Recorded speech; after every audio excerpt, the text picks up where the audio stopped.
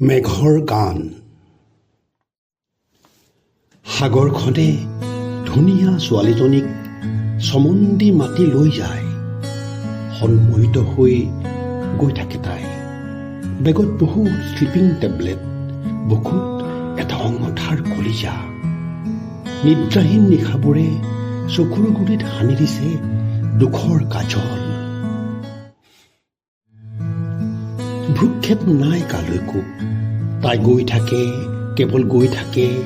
ফেনিল ঢৌবোৰে মাথো হাত বাউল দি মাথে। গৈ গৈ একেবাৰে কাষ পাই পাৰত বহি পৰে।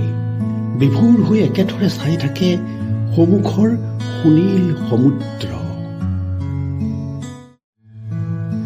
বতাহজাকৰ সৈতে কিমান স্মৃতি আহে আৰু যায়।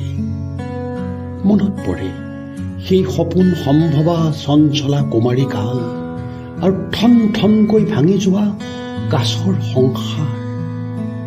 এই যে কৰুণ জীয়া কাহিনী লিখে কোনেকাৰ।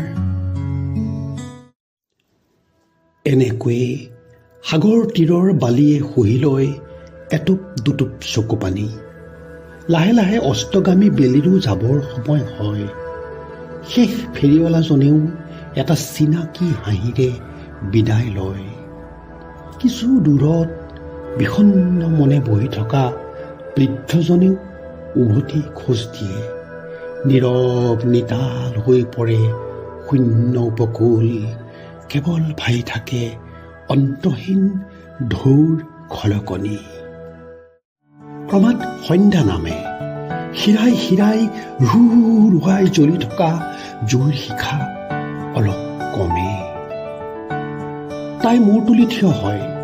কাণ উনাই শুনে আওঁসীৰ আকাশৰ এটি দীঘলীয়া ৰিং। জানানে কিমান সপোন জ্বলি জ্বলি হয় এটা পূৰ্ণিমাৰ জোন।